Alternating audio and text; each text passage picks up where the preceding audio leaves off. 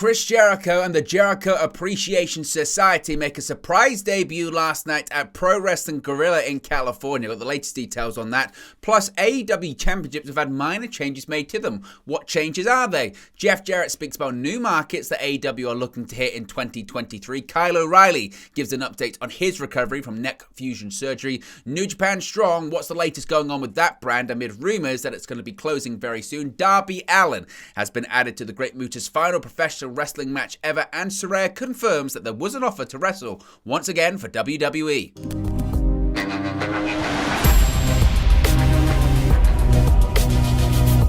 Hey guys, welcome back to Wrestling News 365. Hope everyone is doing very well. As always, there are plenty of news stories to get into in the world of All Elite Wrestling. And let's start off talking about Chris Jericho working on the indies. What's going on here? Well, Chris Jericho and the Jericho Appreciation Society have hit the California indie scene. Chris Jericho shocked the wrestling world this past weekend when he and the rest of his Jericho Appreciation Society showed up at Pro Wrestling Guerrilla's Battle of Los Angeles 2023 event.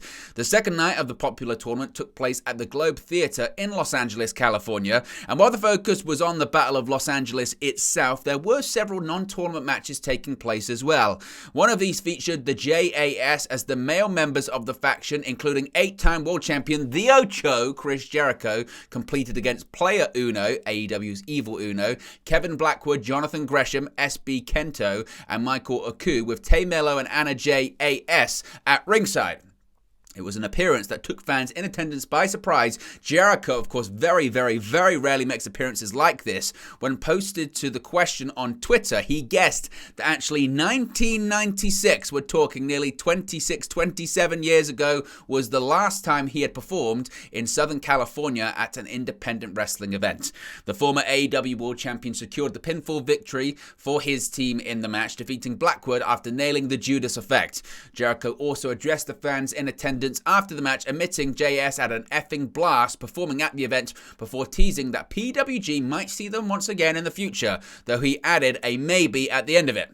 He said, quote, "This is really the modern day ECW. The same passion, the same fan base, the same lack of guardrails in the effing front row," Jericho quipped as the crowd broke into PWG chants. But most importantly, the same atmosphere of giving young wrestlers a chance to work in front of great crowds, to work on their skills, to become the next generations of main event wrestlers, of wrestlers that will be at the Forum on Wednesday. It all starts in places like PWG. Certainly was a surprise, no doubt about that. Jericho does not do indie shows. He does not do any shows really outside of his AEW / Ring of Honor / New Japan commitments. It has to be big league. He's big league Jericho, right? So for him to appear at that is pretty cool. There is a tie-in, because obviously PWG had the involvement with Excalibur and all that kind of stuff, and several AEW talent has become big working through that promotion, working through that show. I mean, the Young Bucks, etc.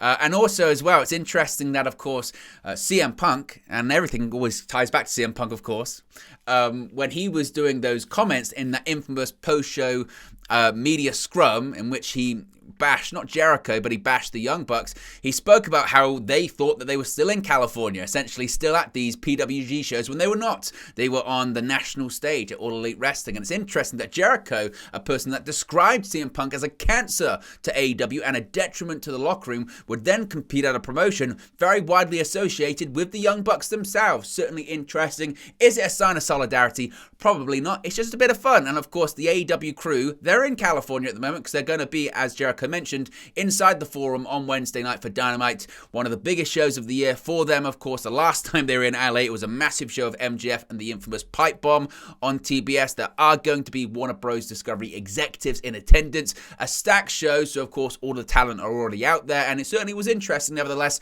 to see Jericho show up at PWG, and I must say, pretty cool. Will it happen more again in the future? I don't know, but I did think it was pretty cool. Speaking of AEW, some minor changes to the AEW championships. Now, when you see AEW title changes, you think, what? Is there a match I didn't see? Is there a title match I didn't know about? That's not the case. No. Title changes, as in changes to the title themselves. Some changes have reportedly been made to multiple AEW championship title bout designs. Per Sean Ross Sapp of Fightful Select, several title bouts have received logo changes. The report also noted that the tag team championship bouts in particular have had some, quote, minor updates. AEW Stagger staggered the introductions of their titles following the promotion's launch. The inaugural AEW World Champion was crowned in August 2019 at the All Out pay-per-view, with Chris Jericho defeating Hangman Adam Page to win the title.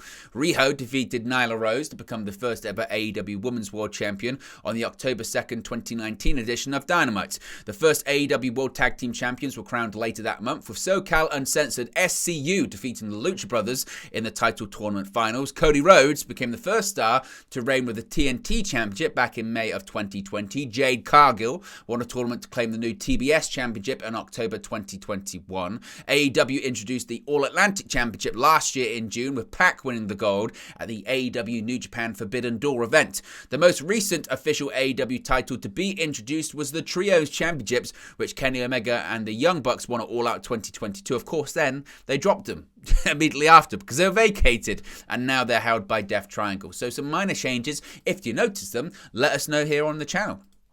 Jeff Jarrett. What revelation Jeff Jarrett has been coming into AEW, by the way. The negativity that surrounded this guy being introduced to All Elite Wrestling was here we go again. But he's been a breath of fresh air on television, and certainly it would appear so behind the scenes too, because he's got a dual role, not just as a talent, but also a senior role within the company when it comes to live events. Jeff Jarrett has revealed his hopes for AEW in 2023, discussing plans for the promotion's live events. Jarrett currently serves as the promotion's Director of Business Development and is helping AEW to expand its live events calendar. Discussing his current role with AEW, Jericho noted the following on Talk is Jericho, quote, "The live event industry, which is one of the hats I'm wearing, we call it house shows. It's not a four-letter word around here, which I love. The house show business, I'll call them non-televised live events. I think that's the proper terminology I use when I'm talking to different promoters. I say, hey, these are non-televised. Oh, I got it. That it's right up front at the forefront." So now getting into the non-televised events, I want to be real careful that we strategically help with the guidance of getting, we call C and D markets, but candidly markets that Dynamite is not going to go to. Believing that AEW can truly rival WWE in the international market, Jarrett said, quote, "Once you get outside the United States, the AEW brand, believe it or not, is on a par with WWE. I said, I need numbers in Canada. So anyway, they come along, and man, it's fantastic. The growth internationally is super exciting. It's very obvious the focus has been on the television product, and when you really look at the strength of the brand, and I know from the quick due diligence I did, we've been to repeat markets already. I know even with the pandemic, we've been to repeat markets. So there's a lot of new markets we're going to in 2023, which is certain understated value points that you go, oh, you've never been to Laredo. Oh, you've never been to El Paso. Oh, wait, you're going to Seattle. Seattle is a major market. I think in 2023, I can already see the surge that, let's just say, spreading our wings a little bit more, because the focus has been on that Wednesday Night Dynamite in 20 markets or 30 markets. Growth is going to be an understatement, I believe. Of course, Jarrett joined AEW in November 2022, following his departure from WWE in August, where he served as the Senior Vice President of Live Events, a role he only filled for a couple of months. He sort of got lost in the transition from the Vince McMahon regime into the Triple H regime. Now Road Dogg Brian James fills the role that Jarrett previously held, although it has been disputed actually what Road Dogg does in WWE, because he's also been producing Bray Wyatt segments recently on SmackDown, so who knows. But certainly, I think here's a good point to point out when it comes to international markets and pro wrestling, because WWE, of course, globally, everyone knows WWE. There's no doubt about that. And wherever they go, WWE, they sell out, particularly overseas. They do very well. Whenever they come to the UK, they sell out every single tour, no problem. But so does every other major wrestling company that's in the US. Like the desire and the want to see North American pro wrestling come over here to the UK. That's when Impact Wrestling used to do a UK tour, they'd do the same business as WWE. They'd sell out. Like they'd go to the Hydro in Glasgow. They'd go to these big arenas here in the UK and they'd sell out because the demand is there. And it would be the same with AEW. AEW will find out exactly the same thing. I'm sure Jarrett's probably saying that, going, look, AEW is bigger than TNA was in the US. Factually, it is. People can point to ratings being bigger and this, that, and the other, but AEW has done more already than TNA did. Particularly on TNT, on TBS, certainly in pay-per-views, the exposure is bigger there. than it was in TNA. And I'm sure Jarrett would say, look, even with Impact Wrestling, with TNA Wrestling, we could go to the UK and we'd sell out a UK tour in big arenas. So you'll be able to do the same thing internationally. It'll be the same in Canada. It'll be the same across Europe because the demand certainly is there. So it's going to be really, really interesting, I think, to see what they do as we move through in 2023, certainly as well. Let's talk about Kyle O'Reilly. He's given a bit of an update on his recovery from a major injury and a major surgery. AEW star Kyle O'Reilly has provided an update on his health, opening up about his recovery from surgery. After a few months on the shelf, O'Reilly confirmed he was recovering from neck fusion surgery in September last year. O'Reilly has now taken to Instagram to reveal that he's dealing with what he calls a post-surgical issue that he will discuss in the future. Discussing his recent health struggles, O'Reilly captioned the post, quote, "New year, new me. I hate how cheesy and cliche that sounds, but in the case of Kyle O'Reilly and 2023, it rings very true. Dealing with a post-surgical issue that I will disclose at a later date has caused me a lot of frustration, and I've spent the last few months of 22 with anger and confusion. In order for me to return to the ring, I simply cannot come back as good as I was. I have to become better in every aspect of my athletic wellness. I have to train better, eat smarter, and recover with intention. Many of you are aware of my battle with type 1 diabetes, and that also puts me at a disadvantage in terms of healing and recovery. Thankfully, working with the diabetic fighter has inspired me to regain control of my life and to finally hop off the blood sugar roller coaster. I cannot recommend this man's services enough. In 6 days alone, I'm spending more time in my target range than I have in months. And of course, I couldn't pull it off without my trusty," and speaks about some machinery and stuff that he's using. "It's astonishing how consistently accurate this device is, and has been my tag team partner for almost 5 years. Most likely it's a device to measure and monitor his blood sugar. Sometimes you can have them, instead of doing the finger prick thing with diabetes, you can have something that's put into your arm, and then you can have an app which you can measure your blood sugar at any point. It certainly has been a game changer for lots of people who are type 1 diabetic.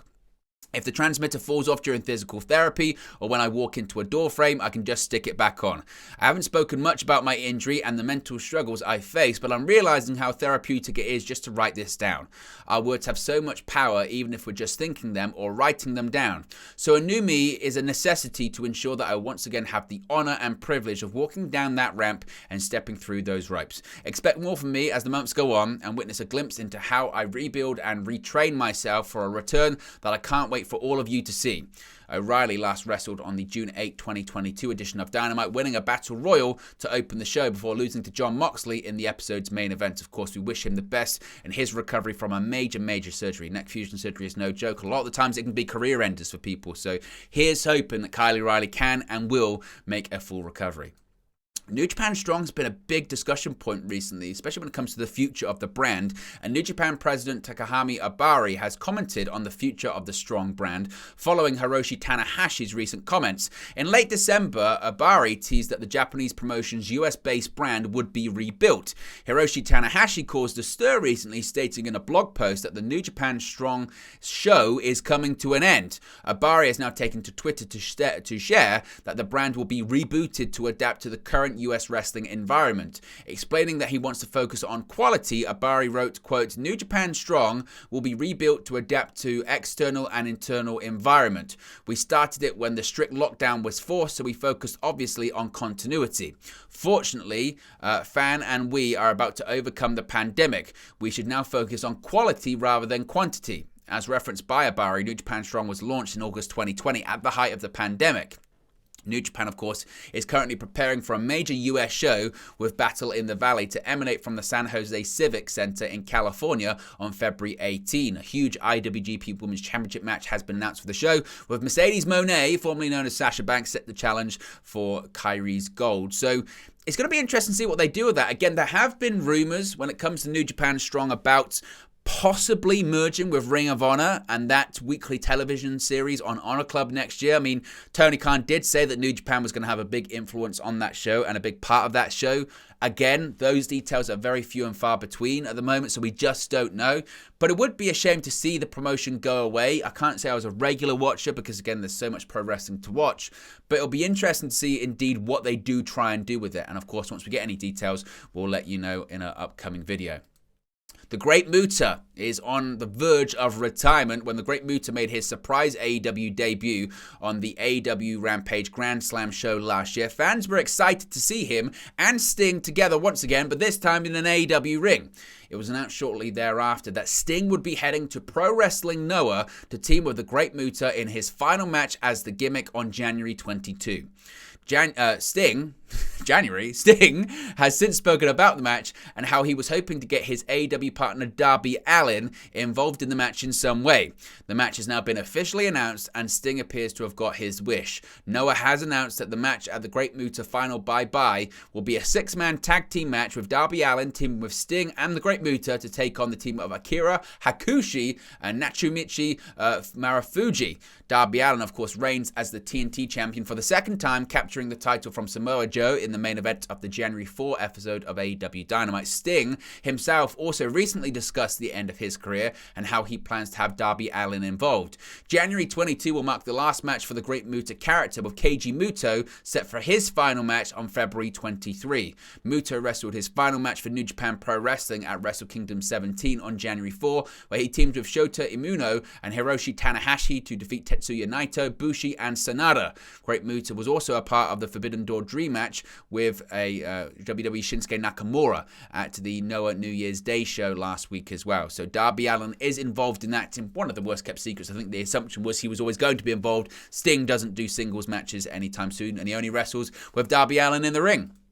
Finally, Saraya has confirmed what was reported previously last year, and that is that WWE did make her an offer to return prior to signing with AEW, and it included the role of either being the general manager, I guess, of both shows, or actually wrestling a match.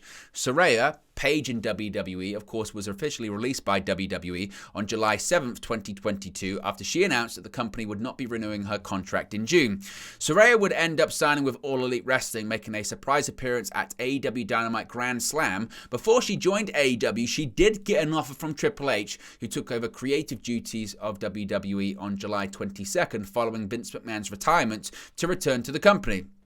Quote, "Man, I do love Hunter. He's so fantastic." He was like, "Wait, what happened?" I was like, "I don't know. They haven't renewed my contract." He was like, "Oh my gosh, well, I didn't know that, so I'm sorry." He was really fantastic. He did give me the opportunity to potentially be a GM again and give me the opportunity to be like, if you ever potentially want to wrestle again, I'll give you that opportunity too. He was very open about any ideas that I had. Saraya recorded to Alistair McGeorge of Metro. In October 2022, Sean Ross Sapp of Fightful Select did indeed report that Saraya was offered the general manager role by Triple H. Ultimately, though, Saraya signed with AEW as she wanted to pursue other projects and was worried about not being utilized once again. Saraya, of course, is a big week for her. She will team at the moment with Toni Storm on Wednesday's AEW Dynamite to face Dr. Britt Baker, DMD, and the AEW Women's World Champion Jamie Hayter in a tag team match. It will mark Saraya's second match since she was forced to retire due to neck injuries in December 2017. She made her in-ring return at AEW Full Gear, defeating Baker in singles competition, although there have been these rumors and rumblings about Mercedes Moné. At the moment, it's Toni Storm, and that's all we know. So there you go, guys. That's the latest AEW news for you. Be sure to smash a like on the like button. Be sure to subscribe, bottom right-hand corner. Let me know your thoughts on today's AEW news stories in the comment section below, and I'll speak to you again very, very soon.